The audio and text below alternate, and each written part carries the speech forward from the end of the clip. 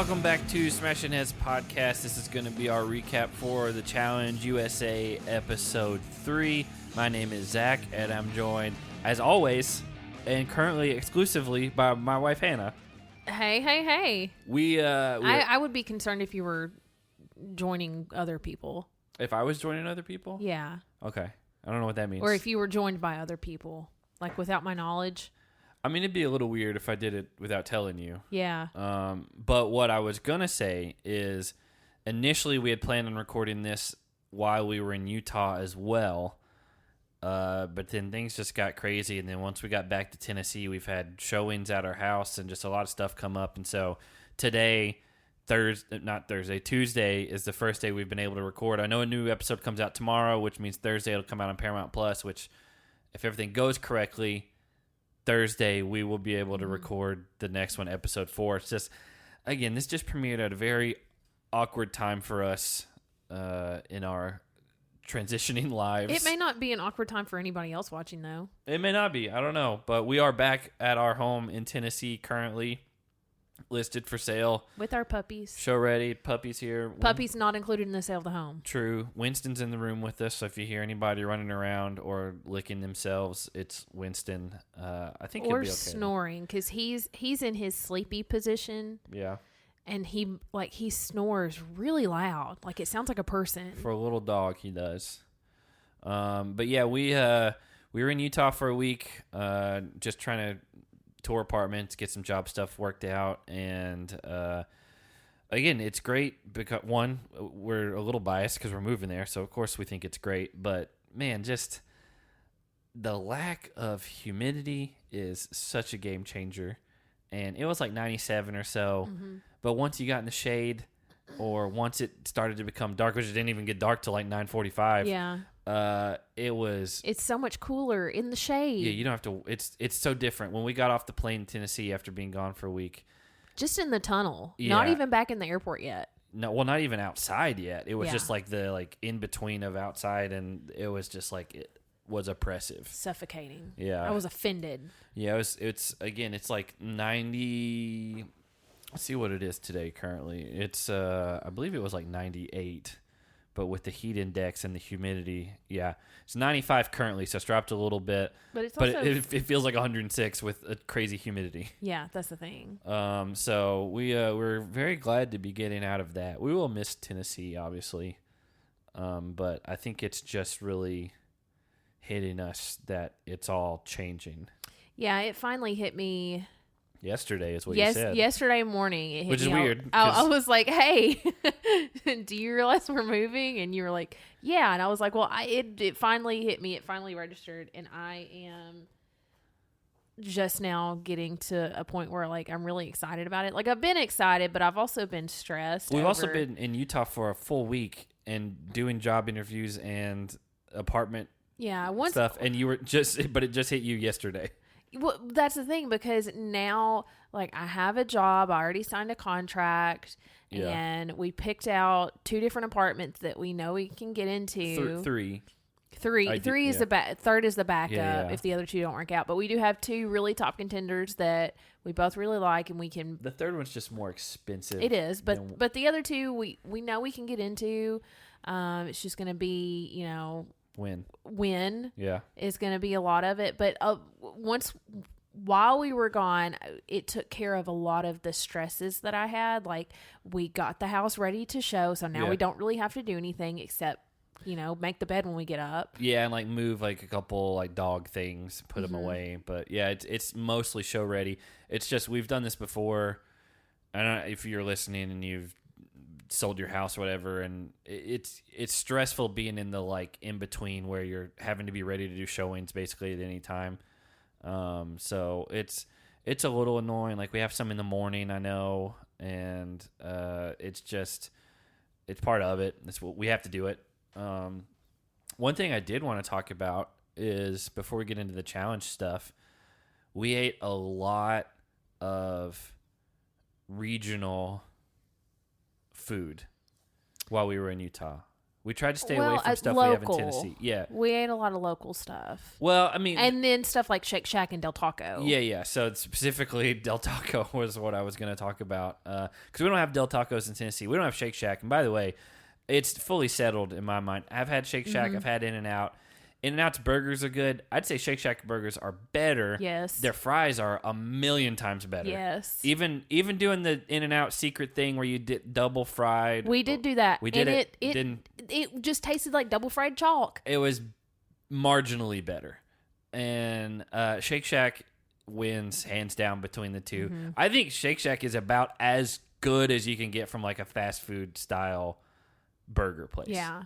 The only thing I didn't get that I've had at In-N-Out and at Whataburger is a milkshake. Just because it was always a weird time that we went. And, like I'm not going to drink a milkshake for dinner at night. True. Also, shout out to Cafe Rio, which is another chain type place, but it's like fast casual, kind of like Chipotle style. But we lost our minds in Cafe Rio. So much better than any of the other places. Like it's so good. It was so fresh. Yeah, and it was a lot. Oh my gosh, we should. Really I wish that we had a heads up on that beforehand because we could have just split one of our meals.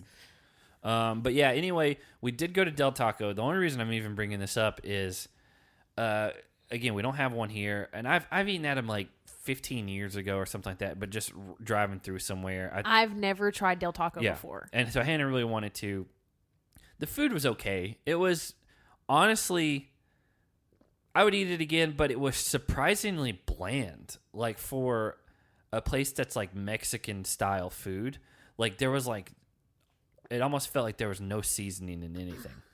Well, I got a couple different things, but the best thing that I have tried so far is I got a beer battered fish taco. Yeah. And it comes with a little lime wedge, and that I got it as is. Yeah. Because I enjoy tomatoes and lettuce and pico and stuff tomatoes. on tacos. I love it. Yeah. I really liked it. Yeah, I tasted it. It was fine. A little expensive for one taco. I don't remember. It was like $4 for one taco. Now, two would have filled me up, but still. I tried the grilled chicken taco. Yeah. Subpar. I got some sort of burrito with like fries and like queso in it, and I was like, this just tastes like mostly nothing. Yeah. And then I got a little value menu quesadilla, and it was extremely bland. So it was just cheese. Yeah. So anyway, here's what we did. We were going through, and the guy at the drive-thru, real nice kid. He's probably like 16 or something like that. Yeah, and he was a high school kid. Again, we don't have a Del Taco, and it doesn't say how many like sauces they have. And so, like when we go to, I used to not get sauce at Taco Bell either, but their fire sauce at Taco Bell is actually really good. And so we go through the drive-thru, and the guy was like, do you want any sauces? And so I don't know how many they have. I don't know if they have 2. I don't know if they have 5 different types. And so I initially said, which this is where it messed it up. I said, it was your fault. It was. I said a handful of each. And then he's like, oh, okay. He's like, here, I'm going to hand you your food, and I'm going to get another bag for your sauce. And I was like, okay, hold on.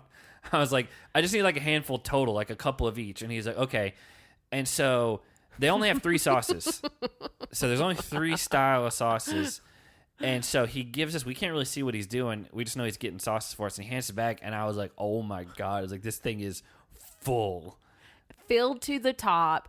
He got probably 10 fistfuls of sauce packets and shoved them into one of their just their normal size paper to go bag. So filled to the top. Yeah, so we have, their branding's a little weird. Maybe I'm just used to Taco Bell sauce, because Taco Bell's like the lighter orange color is like their mild, and then the redder it gets, the hotter it gets, and then black is like their crazy one. Yes. Well, they also have a green one. Yeah, they did. Yeah, they do. But like for Del Taco, their lightest one is red. Their hot one, their medium one is black, and their hottest one is a light orange. And so it's like backwards. So Bell. that messed me up, because I thought the black one was the hottest one for sure. And I could read the reddish one said mild, and so the mild one was okay. The hot one, which is the light orange, was too much for me.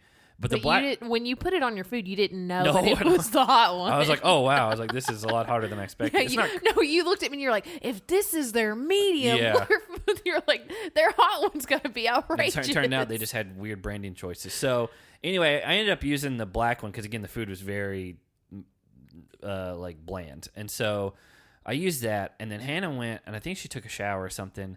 And she came out, and I was like, how many sauces do you think we got?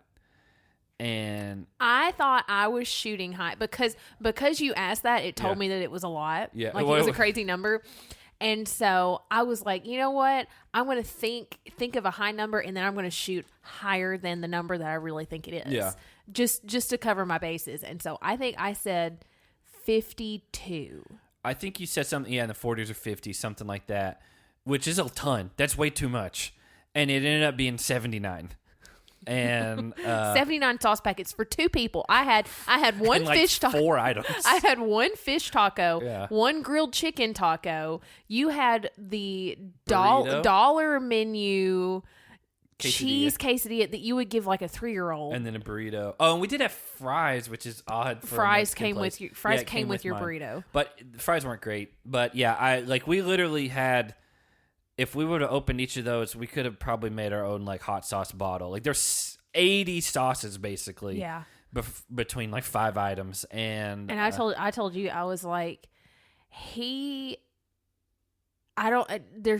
not enough food to put the sauces on, so he had to think that we were just straight drinking it. That would have lasted us like 2 months of eating Del Taco every day if we didn't get sauces any of the other times. Yeah. So thanks to that guy for doing that. We had to throw almost all of them away because we were in a hotel room. Yeah. It was really wasteful. No, you handed me the bag in the car, and I saw it, and I laughed. Hefty. I laughed so hard, but it's because it was your fault, and I laughed, and I was like, "You caused this. This was your doing." I did say a handful of each, but once we got down the road, I started worrying that the kid thought I was laughing at him. He did an excellent job. He was really sweet. Above and beyond. He thought you wanted that sauce. I mean, good God, if that's what he thinks people use for what we got. You asked for a handful. I did, but then I clarified. You immediately corrected yourself and you said, just a couple of each. Yeah. And I guarantee he heard you say handful and then each. Yeah. And he did handfuls. He was like, this guy's got to have handfuls of each. He's got to have it. The math breakdown is he gave us about 27 of each sauce. Yeah. And it's crazy. That's too many. And so thank you for that, though. The black, if you're interested, the black one is the best one to me. I don't know what it's called, but even I liked it. Yeah, it's just, man, the food was a little bland. But yeah, we had a lot of good, because we wanted to try stuff that we couldn't get in Tennessee. Mm-hmm. I think we only ate like one place that we could get, and it was just because we were like tired, or I don't remember. We did a lot of driving last week. Yeah, I think In-N-Out was one of the places that... We don't have that in Tennessee. No, but we just went there because we were tired. I didn't really want it, but we went. I don't remember. But yeah, anyway. Oh, we went to Wendy's one night because I wanted to snack. Yeah.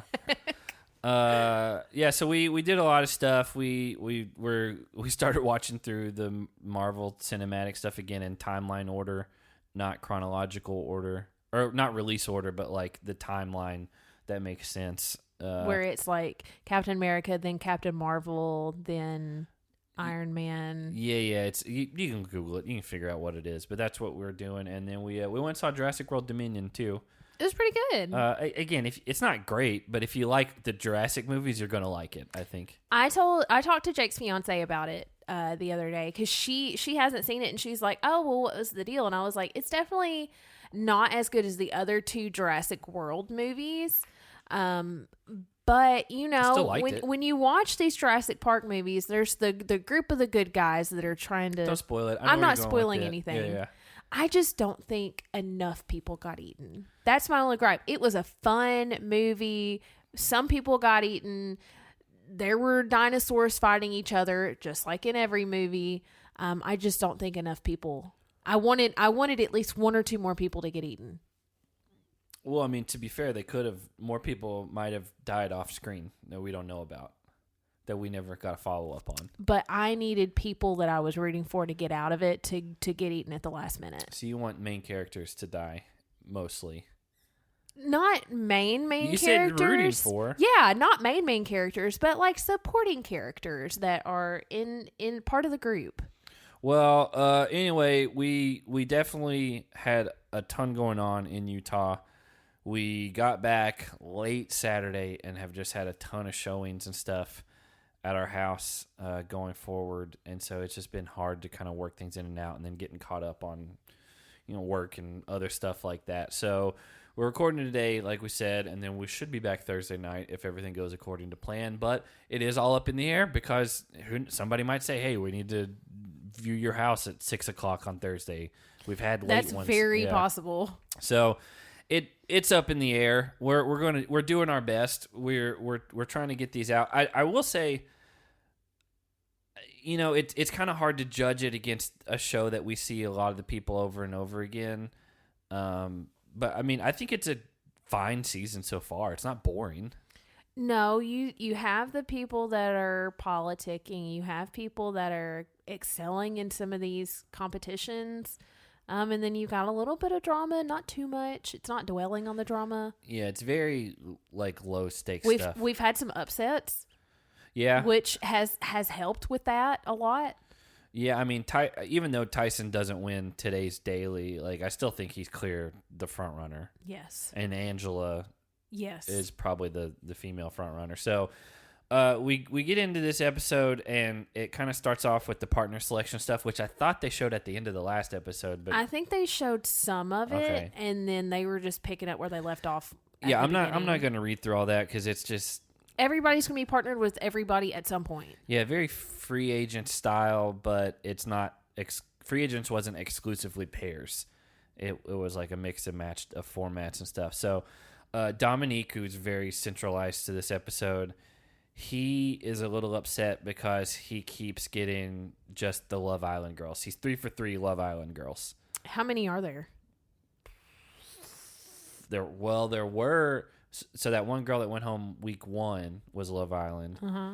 And then Justine, her best friend. Uh-huh. And then you have Cachet. And then you have Shannon. Okay. There's 4. I think there's 4. Okay. Yeah. And Kira, who we were calling Kyra. So there's 5. Okay. So he's upset that he can at least get one more that he'd be paired up with, it seems. But TJ did say that this group was very heavy in heart, which I've never heard him say that before. It sounds like production told him to say that. I guess, because, I mean, I'm not really sure exactly what that would apply to everyone on the that was left here. I mean, you could say that about James and Kayla, I guess, because they kind of powered through that elimination and beat Tiffany and Cashel. I guess. Yeah, and by the way, we had some of our patrons inform me that Tiffany was kind of the brains behind the Cookout Alliance and Big Brother, so that's why. So getting her out was a major power move. Okay. So, how did you feel about the Shan having her own anthem, the Shantham? That's actually my first note for the episode. Derek, who Derek was the guy that Connor and Grimm both did not like at all, who has not been on the show basically at all. We're 3 episodes in, and I think I can remember one time that he's been on camera, and that's only because I pointed out to Hannah saying that's the guy who they didn't like. Right. He's done nothing so far. Yeah, he's kind of laid low. Oh wait, sorry. Are you talking about the Asian guy? Okay, sorry, that's not who I was talking about. I think I messed up because there's too many D names. Everybody runs together, but that's not who they don't like. No. Okay. This is a guy from Big Brother. Is he not from Big Brother? He is as well. Yeah, but it's confusing. There's too many people. I don't know any of these people. Yeah. I just have a note that says Derek says Shan has an anthem for backstabbing called the Shantham. I like Derek. Yeah, again, there's too many names that are running together. I'm going to tell you who it is. It is, Where is he at? He's not even listed on this cast page. You can keep going. That's my only note on that. James. David. There's David. Who's David? There's Danny, David, and Derek, and Dominique. I think it's Dominique. Dominique, I think, is the female version of that. Well, there's 4 people that have D names. 4 guys that have D names. Yeah, I feel like there's more people. Yeah, so it's not Derek. Derek, we do like. It's David. Who is I don't know who David is. Yeah, you wouldn't. And, whenever I said that's the guy who they don't like, you're like, I don't know who that is. I don't know who it is. Danny? No, Danny's the football player. David. There is Danny. Danny's my wife, Kiki. Okay. Who, good Lord. I can't remember his name, but I know Kiki. By the way, yeah, we were like, oh yeah, my wife Kiki, and someone was like, oh, I'm glad you named the episode title that. I thought that was funny, and I just quote tweeted it, and I was like, yeah, like, are we supposed to know who Kiki is? And like, I meant that as like, is she from one of these other shows that we don't know about? Because there's so many people, and I don't know the majority of the cast on this. And so show. I was like, yeah, I made a joke about it being Keke Palmer. I know it's not, but I was like, is he someone we're supposed to know? And people are like, oh, I think he just loves his wife. And we're like, okay, yeah, like that's fine. We're not saying otherwise. We just didn't know if she was from like Survivor or Big Brother or something other than that we would know, which is why I kept name dropping her. Like maybe she's a famous person. Yeah, and that's how they got together. Literally, that's all it was. It was not like, why is he saying this? Again, people like to blow things out of proportion for no reason. Well, Danny loves his wife Kiki, and now so do I. I mean, from what I know about her, she's a great woman. Yeah. So James, who won the last elimination, one of the 3 Amazing Race players, who's still dressed like Mario in this episode. Fashion Mario. Yeah. He now wants to be aligned with the Survivor team because he thinks they've got the best odds. And he watched Tasha on her Survivor season. Well, he's watched most of these people, it seems. Yeah. But I don't know if he's seen all of her seasons, but he's at least seen her once. Yeah. And they're partnered together. And, they're partnered together currently. And so he talks to her, tries to strategize like, hey, why don't we form an alliance? And Tasha's like, you know what? Because the partners are changing every single week, she really thinks that that's going to cause less, quote unquote, show loyalty. Yeah, because you can't you never know who you're going to be paired up with. It's a different dynamic because if you're some of the top players, typically you want to just keep weak players around because if it's an individual game, you're like, great. If there's weak people here at the end, that makes it easier for me going forward. Or if you get thrown into elimination, bring a weaker player along with you and choose that person to go against. Now you're worried about who you're going to be paired up with of the opposite sex, and so you want those weak players gone because they can cost you to go into elimination plus money and all that. Speaking of, you don't know about this. I figure you'll appreciate it. Tyson, that's running the show. Tyson's one of the only ones I know. Tweeted out something along I don't even remember what it was. It was posted in our Slack group. Let me pull it up. Something along the lines of, I think I would do well on the main show or something like that. Okay, let's see. He said, to those comparing me to those on the, quote, OG challenge, a lot of them can bench press more than me, but 70 to 80, even 90% of the game I have them crushed. Talking cakewalk. So he's already talking crap on there. Okay. And then guess who jumps in the comments underneath it? You'll never guess. No. I think Wes would appreciate Tyson.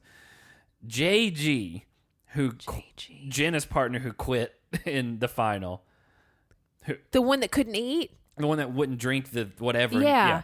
He says, bro, you kidding me with this? I haven't been on in 8 years, and I'd make you my puppy.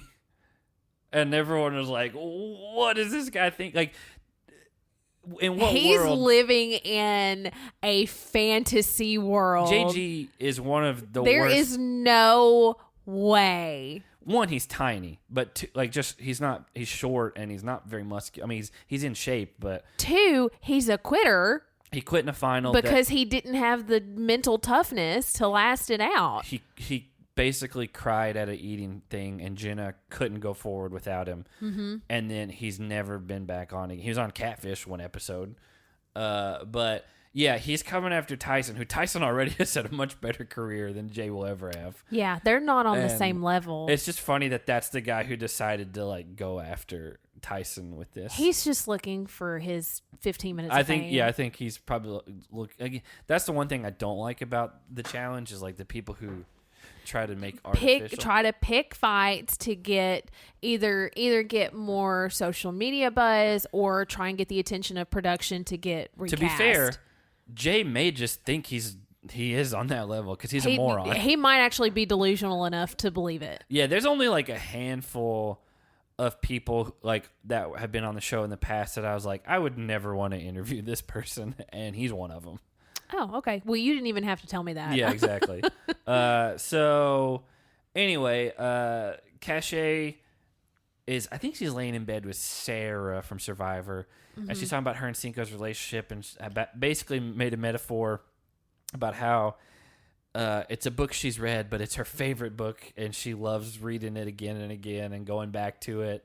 And she said even if the story ends, it's always going to be her favorite book. And I was like, she does not seem like she's over him, and he is. Yeah, he was already trying to hook up with Tiffany, and that's probably why she got so upset about seeing that. Oh yeah, for sure. And Dominique is already just worried that she's going to be distracted, and he's not wrong. I mean, she definitely still seems to have something for Cinco. It seems. Which that's not his real name, by the way. That's just a nickname. I don't remember what his real name was. But it's like Johnny Bananas. Yeah. I mean, Bananas is not his last name. I said Bananas. I Bananas is not his real last name. It's like Denunzio or something. Yeah, it's something close to that. So this is when Tyson and Angela talk about how they want to get rid of the weak players, like we said, because you don't want to be partnered with them. I like that they're strategizing, even though they're just not partners anymore. But I think that they both are we're the two strongest people here, and we killed the first daily. And if the finalist partners, there's a good chance that they're partnered together. Yeah. And so we get to the daily, and it's just called Hang On, Man. Let me say two things. Okay. One, I hate every one of these daily names.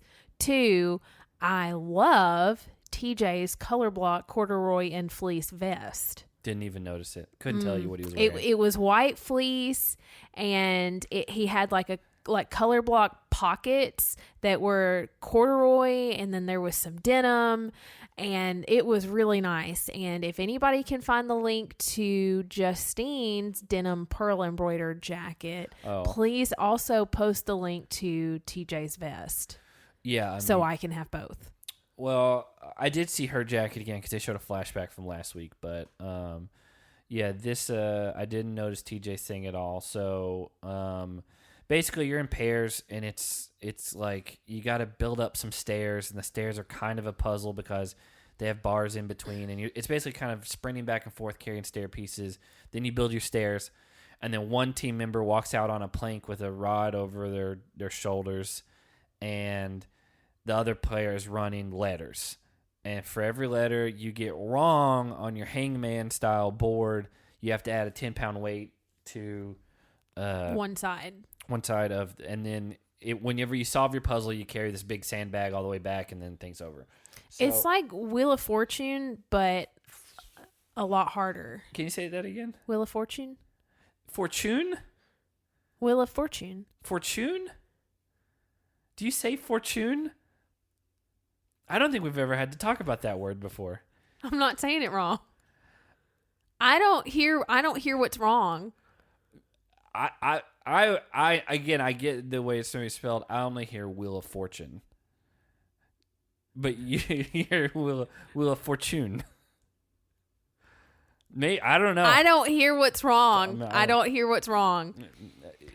Fortune cookie? It just sounds weird. No, like, what's your fortune? So I don't think that's wrong. You're doing the like Italian hands meme thing right now. You were, nobody can see it, but you were doing it. So I'm done. Shane and Derek dance to start off with the daily, and then Tyson is doing an interview with the camera. And he's like, there's dumb people here who talk about biking 12 miles a day. He's like, that's a warm-up for me. And his partner's like, that was me who said that, Alyssa. I thought it was really funny that he thought he was taking a dig at one of the other one of the other people in the house. And she was like, wait, I think I said that.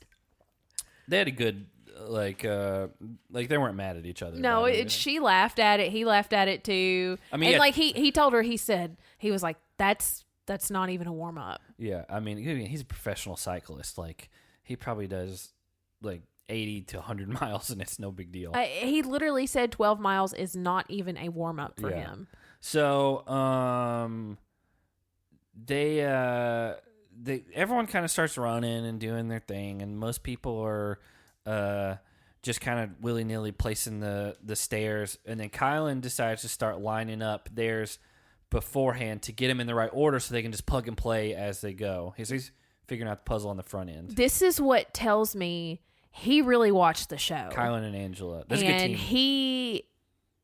And if he does well on this, I think he would want to come on the main show. And I think he'd be able to do it because he's thinking about all aspects of this daily. Yeah, he is. And I can't remember who said it, but someone in our psych group or something says, apparently, this is not Winston snoring right now, but apparently there's some talk that either he said or some people have said that he's somewhat on the spectrum and that he has trouble like differentiating like interpersonal things sometimes.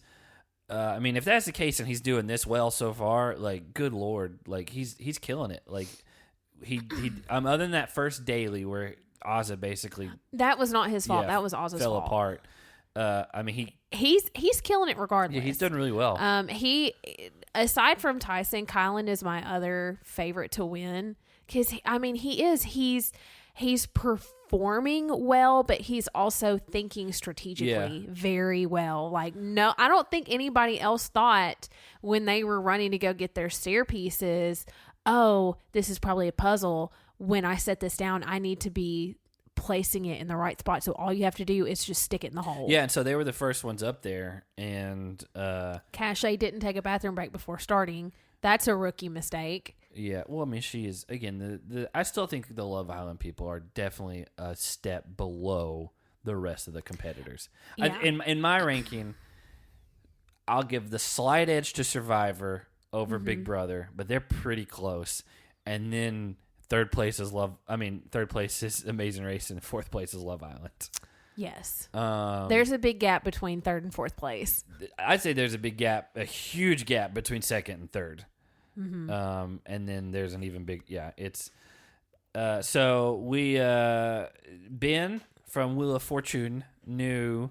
Ben is a fellow Wheel of Fortune man. He knows that RSTLNE are the most common letters for the puzzles on Wheel of Fortune. Well, it's what they give you at the end for the big prize. They give you those, and then you typically pick 3 more consonants in the vowel, and most people do like C, D, M, and then A. Yeah. Because those are all pretty common ones. My grandma had Wheel of Fortune on the computer and played it every day for who knows how long. Like, they would watch that show every single day, and then she would play it on the computer. And I remember one time getting on her computer to play, because when you're at your grandparents' house, they don't always have a lot of entertainment options. I got on there to play one time, and she just had like broken the like top score things. It was all like 9999999, like the most amount of money you could get. And this is your mom's mom. Yeah, she's a puzzle person. She plays Boggle all the time by herself, even. Mm-hmm. And she used to be an English teacher. Yeah. Correct? Yeah. Yeah, so that probably helped. Yeah, so she loves that. My grandma, my mom's mom, doesn't even have internet at her house. Never has. I'm just saying she never did. Yeah. Never had a computer. So my only form of entertainment anytime I would stay with her was the TV in the kitchen. Yeah. And she had it on a lazy Susan so that she would turn it towards the stove while she was cooking. And then once she was done, when it was time to eat, she would turn it, she would like roll it and it would turn the opposite direction and face the kitchen table. And I'm telling you, Josie watches Wheel of Fortune like it's her religion. Yeah. It's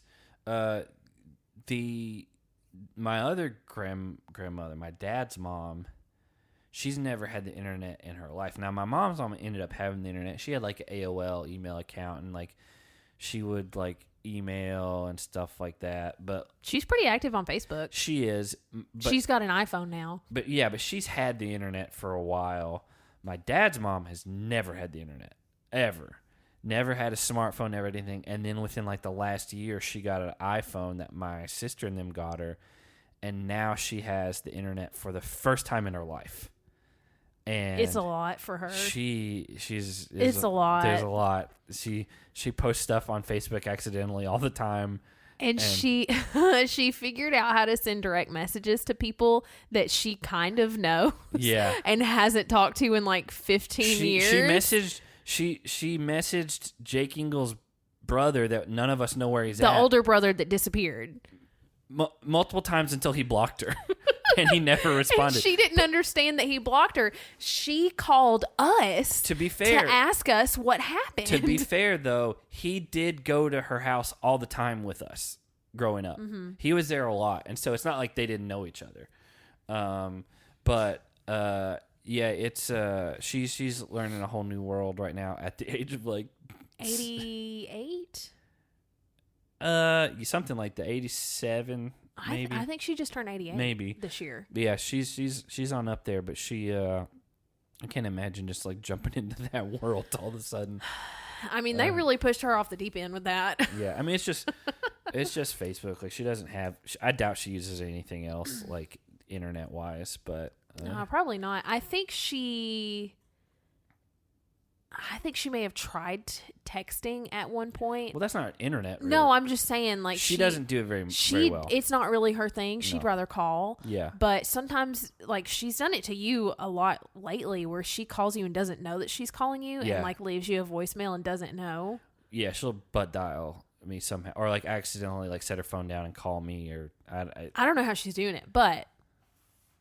She's got an iPhone. She does, yeah. And Godspeed. So, James and Tasha DQ on their first bag that they get. Not a good look.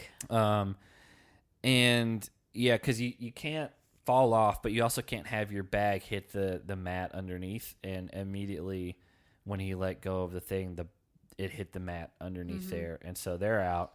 So they're going into elimination. Everything coming out of Cachet's mouth is driving Dominic crazy. Yeah. They're not a good partnership. No. I think they really don't like each other. It's way too different. Like, they're just both in very different phases of life and very different, like, backgrounds and, like, just the way that they approach living their own lives. Very different. Very different. They're in different age generations. Oh, yeah. Because he's one of the older guys. And I think he's like she's 43 or 45. I think she's one of the younger ones. Yes. So there's a big, just a culture difference there that I think has them kind of clashing. And he's a construction supervisor is what he says. And so he's used to telling people what to do and then they just do it. Yeah. I made a note about this later in this episode where she, after the daily, just jumping ahead just for a second, we'll come back. Cachet talks with Dominic about talking too freely about going into elimination with James.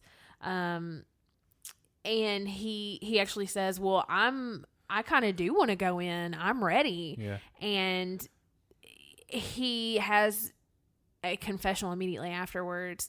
and basically admitted that he views Cache as one of his crew members that he barks orders at instead of seeing her as an equal partner. And I did not like that. Yeah, again, I just think he's used to more of like, oh, it's what I say is what we do.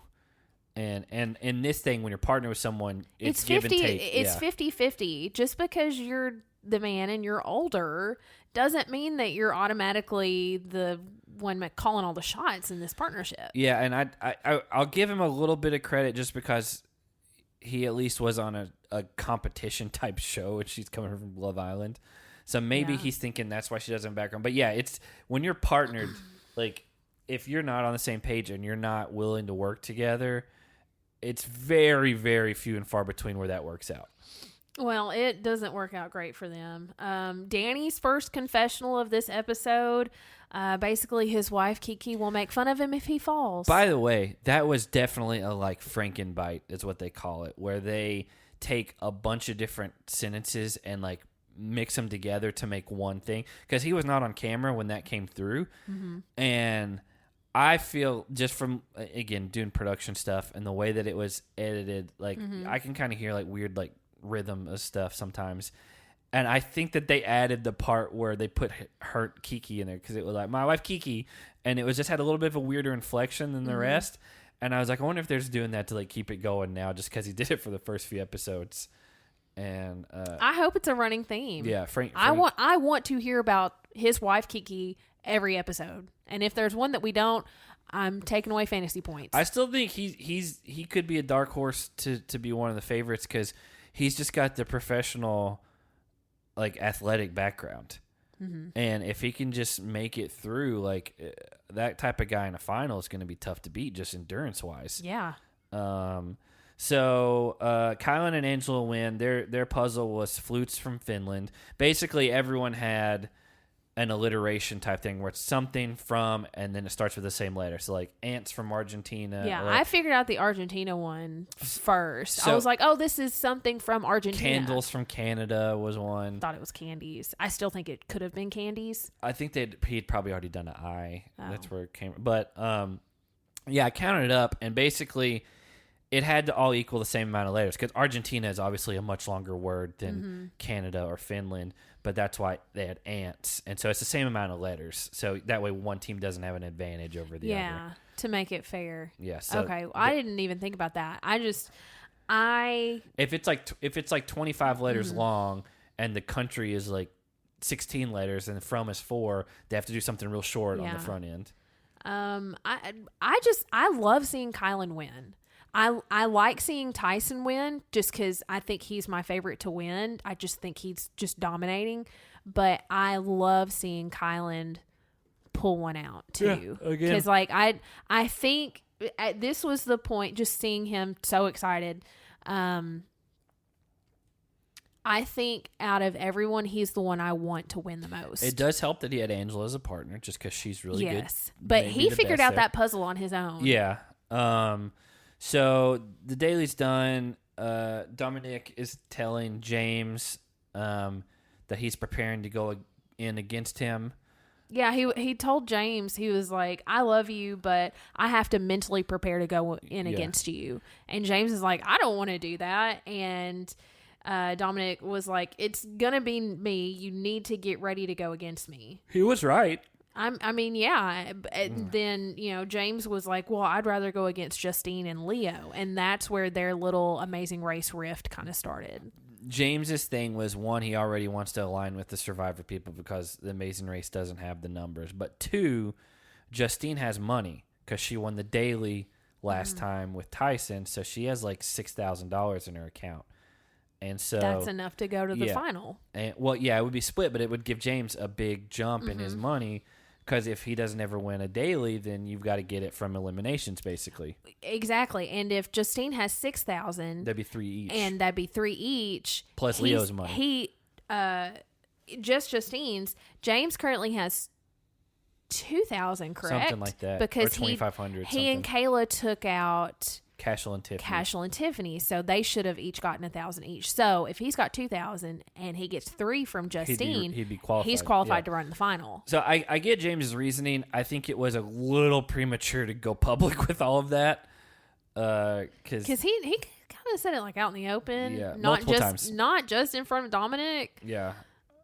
So we have the winners and losers talk in the little room, which has just become a thing that I'm guessing they're going to do every episode. And that's when we kind of get the cutaway that you were referring to earlier, where Dominic says, yeah, I do kind of want to go in, and Cachet was like, well, that's not smart. If Jake were here doing fantasy stuff, he would subtract points. He would because you don't put yourself in a situation if you don't need to go into elimination. Yeah. Like, this just doesn't make any sense. James, especially this early. Exactly. James and Tasha tell Katelin and Angela that they would rather go against Justine and Leo, knowing that Dominic and Cachet are on the board too. Yeah. Leo is the one that named his cat after himself. Correct? I believe so. Yeah. Okay. One, that's weird to me. I call Winston Zach all the time. You do not. No, I don't. He's just a baby. Leo is also an amazing race person. So it's him, James, and Kayla. Kayla with a C, which I've never seen spelled like that I haven't either. So Leo thinks that the three of them should be thick as glue because they come from the same show. That's a direct quote. But, again, back to James and Tasha talking. Tasha thinks, with partners changing every week, the show loyalty is not going to be as prominent in this season because you have to partner with people from other shows. You're going to have to be able to cooperate, and especially because Amazing Race, there's only 3 of them. Yeah. And that's not a strong alliance if you just stick to each other. Like, you have to branch out in order to survive. Leech on to another alliance. And I think that's what James was trying to do with Tasha because Survivor's a big group. True. But James did not need to tell one of his only ride or die people, I want to go against you. Instead of somebody else that's not part of an official alliance that they have. Because that just made Leo and Kayla are just like, what is he doing? Leo told him that it hurt his feelings, that James said that. And later on in this, Leo tells Kayla, they're talking privately about it. He was like, I can't trust James anymore. And because of this, Kayla kind of doesn't trust him very much either. Even though they just wanted the elimination together. But again, him saying oh yeah, I'll go against you guys.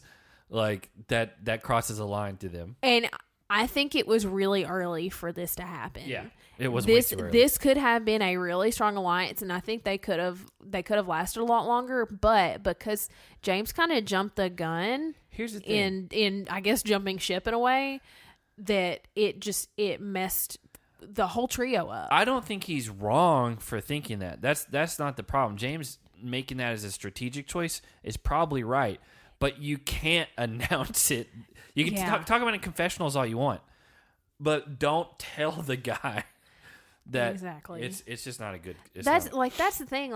You can tell he's watched the show because he even said in a confessional, he was like, I have to realize at the end of the day, I'm the only one that can, win money for me.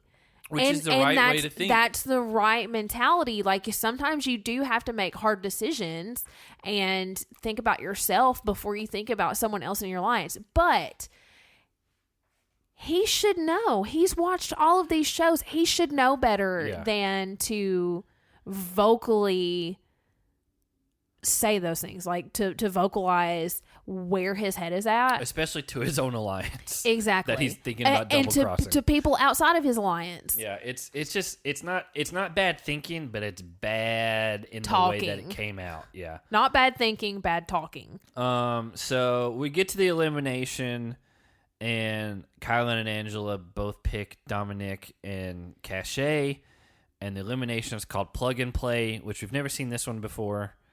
And it was honestly kind of confusing the way it was explained.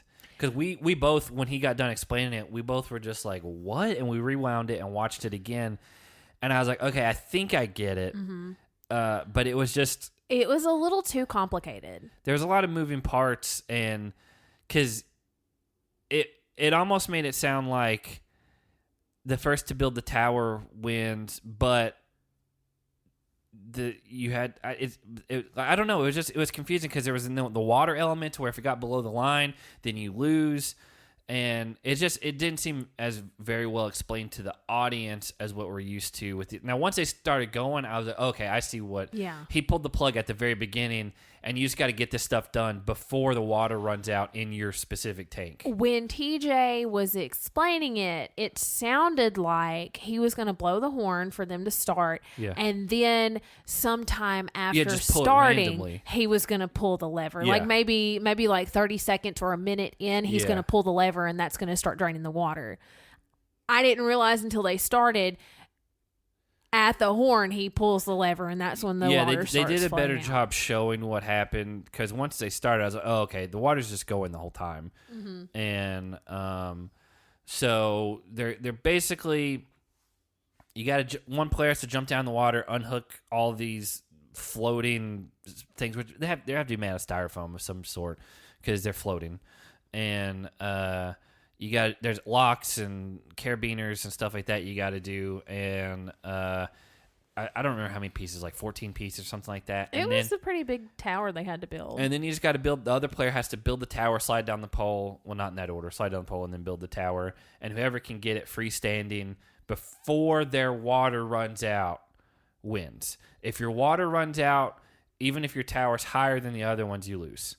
So that's where it got confusing. Mm-hmm. And so I think Kyland was the one that wanted Dominic and Cachet to go into elimination. And I think because Angela has a good partnership with Kyland that she kind of went with it. Kyland didn't want to be partnered with Cachet in the future.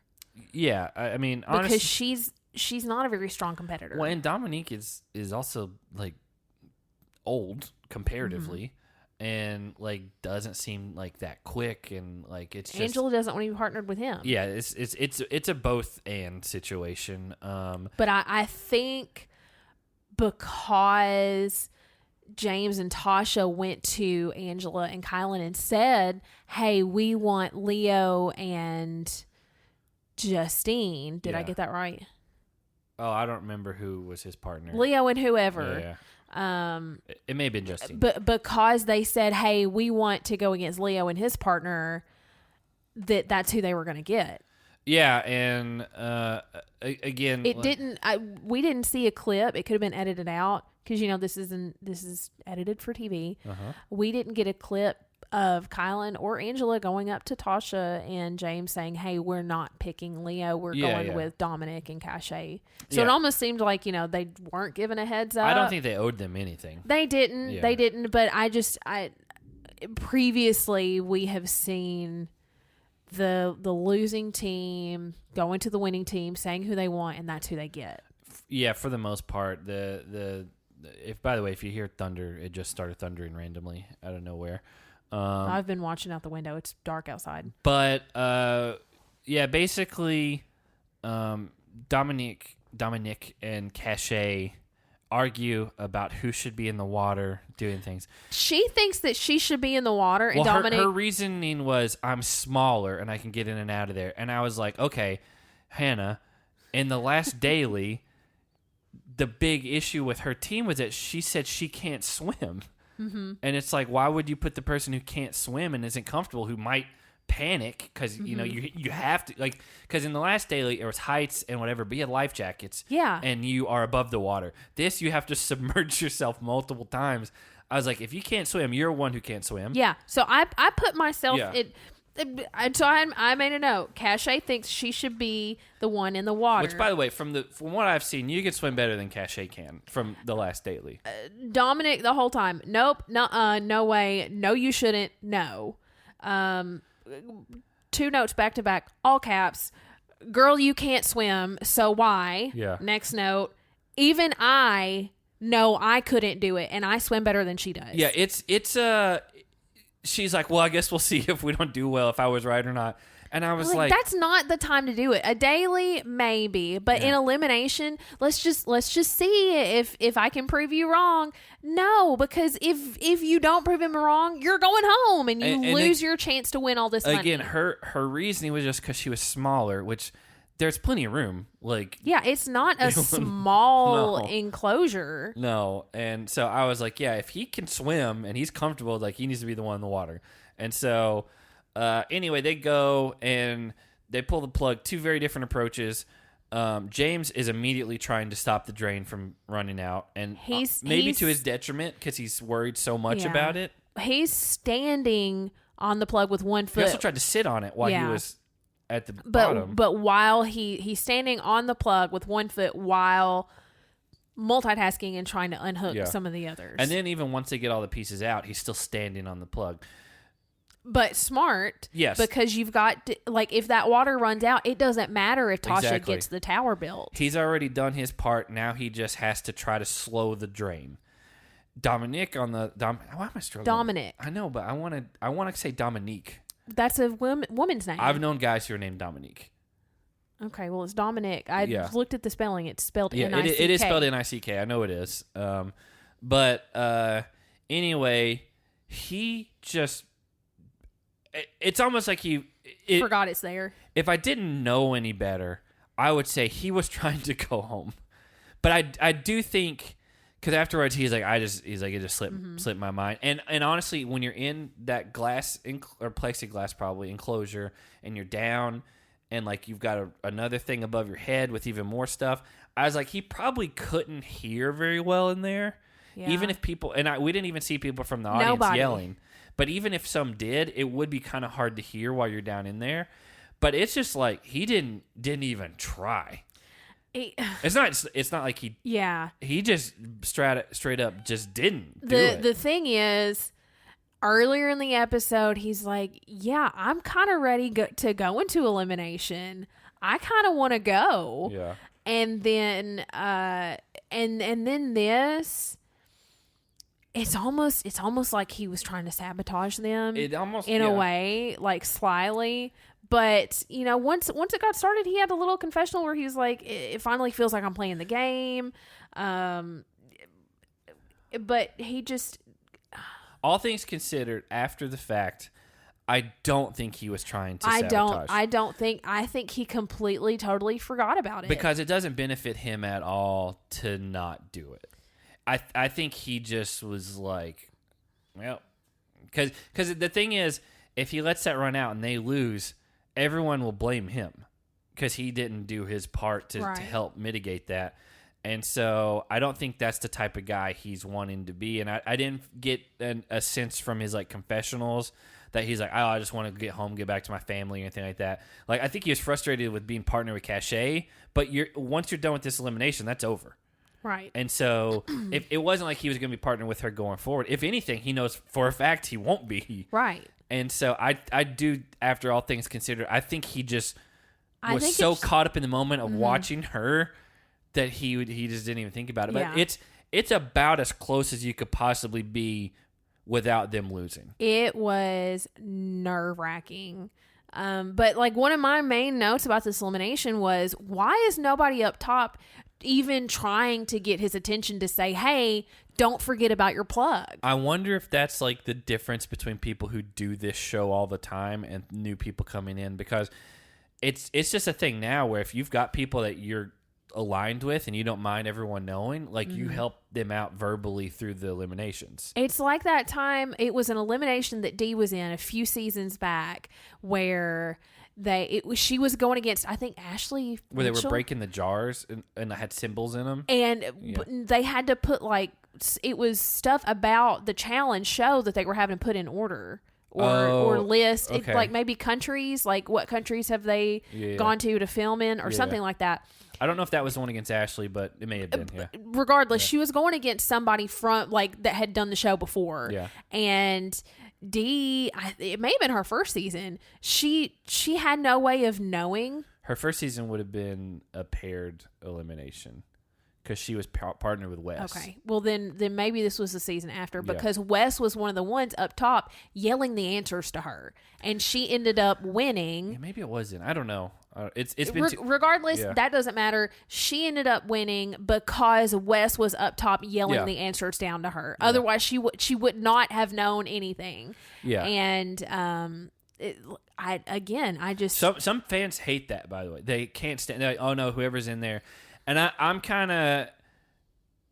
split either way. Like I get why people would get upset about it, but at the same time, it's not against the rules. And so if you're aligned with someone, like there's nothing saying you can't help them out. Right. Unless TJ says something about it and says, hey, you can't do this. And I don't think they ever will, because it's part of what makes elimination so exciting a lot of the times is the crowd that's there, like getting worked up and getting involved and like, building that, energy. And it also kind of shows hidden alliances. If you're rooting for someone to win an elimination that maybe you shouldn't be rooting for, you're showing your cards. Yeah, we've had that many times where people are in an elimination and they're like, oh, I thought I was close with this person, but they're rooting for who I'm going against. Exactly. I'm going to remember that going forward. So, yeah, maybe it's just because these are all new players and they don't want to tip their hand too much in the people that do the main challenge all the time. Or maybe they just don't think that they can. Yeah, it could be, maybe. Basically, in spite of Dominique not plugging the hole, they win. Yeah. And which Dominic and Cache are like, well, Angela and Katelin are the ones that threw us in, and we're coming back in the house to get our revenge. Angela and Katelin are not worried about them. Katelin said that he is not concerned about either one of them because they're a weak team. They are, especially comparatively. But, and even TJ was like, you barely won that. Yeah. Cache started crying. They are the first team that's been thrown in to come back. Yes. The other two have gone home by the people who have lost to Daily. So they're the first team to go in, take out the losers of the Daily, and go forward. So, I don't think this was a great episode overall, but I think it was fine. Like the elimination was fine, even though it's a little confusing. The Daily was fine. The winning team threw in someone kind of blindsided. Like Dominic was very much he was mentally prepared, but James and Tasha didn't think that's who was being thrown in because they asked for someone else. It sucks for Tasha because she really didn't get to show much. I like Tasha. She might be the oldest person here. Honestly. The one season of Survivor that we watched was her, I believe, first season. Yeah. And I like Tasha. I was excited to see her on here. I hope that if this challenge CBS whatever is a thing that maybe comes back in the future for another like little round. Yeah. I hope that she gets another callback because I was really excited to see how well she could perform in this because she's good at the social aspect. On the Survivor show season that we watched of hers, she won several dailies. Well, she won a lot of not immune individual. No, what's the word I'm looking for? Immunity. I guess it is immunity idols. Yeah, she won a lot of those. Like she had a run of where she one right before votes she would just win, and I believe from what our pre-show podcast did, I believe she's 45, which is that's pretty far up there for someone for their first time doing the challenge. That's close to my mom's age. And so I think it was not what she would have wanted out of the show. James had his high moment where he, him and Kayla, did their Peloton class together and beat Cashel and Tiffany. But it's not a big surprise to me that he's gone already. Not really. So it's do you have anything left to say about this episode? Glad to hear, a little update about Kiki. Okay. And even though I think that was a fake soundbite, like they took it from previous stuff. Regardless, he talked about her. Oh yeah, for sure. And then he just didn't have a lot to do in this episode, so like there was not much going on. Only other thing is Cache is not over Cinco, and it seems like he's definitely over her. They're they're the opposite of Cashel and Kira. Yes, they are. Mm-hmm. Except I don't know that Cache cheated on Cinco. Yeah, I don't regardless, the book seems to be closed. The story seems to be over. Well, she's back in the house. She might want to put the book down. and try reading a different one. Well, we'll get to more reading in a minute, but superlatives for this episode. Who smashed some heads? Tyson, when he accidentally took a shot at his partner. He did. I'm going to give it to... I'm not going to give it to the winning team because they barely won as far as the elimination. Man, it's hard for me to pick because I think Tyson's not a bad choice for there. I'll give it to Katelin and Angela just because, I mean, they killed the daily and then there's not much else to go on. There wasn't a lot of like, oh, wow, can you believe what happened in this episode? If I didn't... Katelin basically figured out the steps were a puzzle and he got that done early. So if I didn't give it to Tyson for his 12-mile not a warm-up, I would have given it to Katelin. Okay, so who got their head smashed? Dominic in that elimination was actively smashing his own head and his partner's head, and they were very close to being disqualified and sent home because of his brain fart. And even TJ brought it to their attention, hey, don't celebrate too much because you barely won. Yeah, I think that's a fine pick. I am going to give it to James because he needlessly severed his alliance beforehand without even knowing what was coming up. Or he was my other option. Yeah, it was not... For someone who seems to be maybe the biggest fan of all the shows there, that has seen most of the people that are on, like, it just was a bad, like, rookie mistake as far as playing your hand that early. He should have known better than to show all of his cards that quick and that easily and to that many people. Especially the ones he's, like, double-crossing. So that's my pick. We said on last week's episode that we're going to be recommending stuff to read this season, and I did have some people reach out to me already, said they have bought Paper Girls, which I have an update on that, but I'll let you go first. Okay. Mine is novels, the Red Queen series. It's post-apocalyptic, which is post-apocalyptic sci-fi, which is, if it's not Jane Austen, it's post. Yeah, I was like, that's not Jane Austen. If I'm not reading Jane Austen novels, I am reading post-apocalyptic sci-fi. It's just one of my favorite things in the world.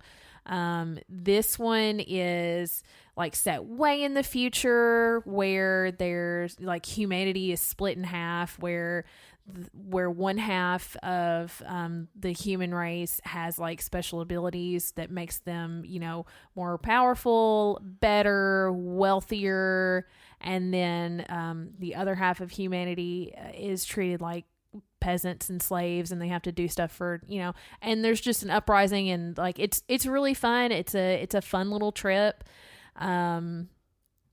It's one, like once a year I get on Instagram and I ask for book recommendations, and this is one series that is repeatedly recommended to me. So I finally bought the first one, read it in like a day and a half, and then there's like 5 books in total, and I read all of them in like a week. It was really good. Really, really good. Lots of twists and turns and ups and downs and chutes and ladders. Yeah, there are chutes and ladders. I'm probably going to mostly recommend graphic novels or something. Speaking of Paper Girls, I recommended after reading Volume 1, and I believe I just bought Volume 2, but hadn't read it yet. And Volume 2 was great, and so we went to Barnes & Noble, and I bought Volume 3 and read that in one sitting as well. And then I was going to buy Volume 4 and 5, but I saw that, and 6, but I saw that Amazon... because there's a TV show happening that actually premieres like next week. Are you going to make me watch it with you? We don't have Amazon Prime right now for that, but we might get it. But honestly, from what I've seen, I'm a little hesitant to watch. We'll see. I read Volume 3, and then I bought Volume 4 and 5 on Amazon because they were like 33% off. And 5 has come in, but 4 has not yet. 4 will be here tomorrow, so I can't read 4 without 5. So it's like a tease. 5 is sitting on the counter waiting for you, calling exactly. to you. And again, I like it so far, and very weird twists and turns that you don't expect, even more so since I've read more from last week. But speaking of, I might have even... I've got a I've got a couple that I could go for, but I'm gonna pick right now one. My recommendation is called Oblivion Song, and I probably have talked about it on the podcast before, but it's Robert Kirkman, the guy who wrote The Walking Dead and the Invincible comics. Like if you watch this show on Amazon, Invincible, it's based on Robert Kirkman, but it's his one that he's been doing for like the last 3+ years. There's like 36 issues. He waited until they had 12 issues done before even announcing it because he was afraid he was not going to have enough time to do it. And it basically set in the future. Scientists have figured out how to jump parallel dimensions, and they do it. But what happens is they accidentally like displaced like half of Philadelphia with this like other dimension, and so there were monsters and stuff in Philadelphia, as well as all those people who were in that same spot got displaced to this crazy planet. And so there's a guy who it was his responsibility. Even though it's against the law, he jumps back and forth between dimensions to try to find survivors that got transported to the other side. And bring him back? And his brother is one of them, and that's what he's looking for. Okay. And so... is that why you've been trying to get me to read it? Yeah, it's good. Like, it's really good. But speaking of, I knew immediately after issue one, great art direction is this Italian artist. Like, she's really good. And... I knew immediately when I read issue one, I was like, this is going to be a movie or a TV show one day. Not even just because it was Robert Kirkman, but just because like the idea was pretty unique. And how well it's written. And comics get like people buy comics, especially unique storylines all day long because they're like, well, what if it turns into the next big TV show or movie? Someone wants to have the rights to it. Right. And so, it is going to be a show, and Jake Gyllenhaal is going to be the lead in it. And I feel like you told me that, and I totally forgot about it. He's going to be really good at this style of role. I love Jake Gyllenhaal. And as far as I know of the production, it's Jake Gyllenhaal. There's always a chance, you get down the line, somebody may pull out or whatever. But it's Robert Kirkman and Jake Gyllenhaal, and it's a cool, unique thing with these big monsters, and like it's really, really good. And so it actually just ended. Like the final issue just came out last month. Okay. And it's done, like 36 issues, which it's a pretty good amount of time, and it'll be I believe it might be a movie or a series of movies, but I believe it was going to be a TV show for someone like Netflix or something. But like the that. Story is done, so whoever's going to write it into like big screen, has the entire storyline. It's got a full scope. Like it's not Game of Thrones where you don't know what the last book is, so they have to just make it up. And so yeah, it's called Oblivion Song. It's really cool. I love it. And I've got a couple more graphic novels that I could recommend, but I'm gonna wait until coming weeks because I'm trying to not just do novels. I think next week I'll probably do a different medium. Okay, yeah, you can do whatever you want. Just reading things. But the cool thing about I like comic stuff, but honestly, I hate reading individual comics because they're flimsy and like it's only like an X number of pages and then it's done. I like waiting until what they call trade paperbacks come out, which are a collection of like 6 issues or so, all in one like soft cover book, like a small book. Yeah, and that's what I buy. Like the Paper Girls Volume 1 is like the first 6 issues together. Oblivion Song the same way. Now, if you want to wait until the whole series is out or volumes are out, you can buy like big hardcover ones that are like the whole story in one thing. But those are pretty big and they're usually like $60 or $70. I like buying like $10 to $12 at a time and just getting them that way. But yeah, you can get some really cool, unique stories that way. And so that's my pick, Oblivion Song. Yours is The Red Queen series. Honestly, surprised I remembered that. I am too. So we'll be back with you later this week for sure. We're back in Tennessee. It'll be this week 100%. It's just depending on what times we have our house showing going forward. And we never know. And we don't know. Yeah, because sometimes people they call like an hour ahead and they're like, hey, can we come in an hour? Yeah, we had literally just picked our dogs up from the Borders and they were disgusting. Like they had been running around outside. They were dirty, smelled awful. And someone's like, hey, can we be there in like a half hour? And we're like, no. Like, we've got to give our dogs a bath. So we had to make it in 45 minutes instead. And so I had to bathe them off outside, and I got soaked, and then I had to take a shower, and then I had to run. And then I had to clean it up. Yeah, it was a lot. And so we're back. We're recording, and as of right now, we do not have a for sure move date until our house sells. So recording should be uninterrupted until then, as far as I know. I mean, yeah.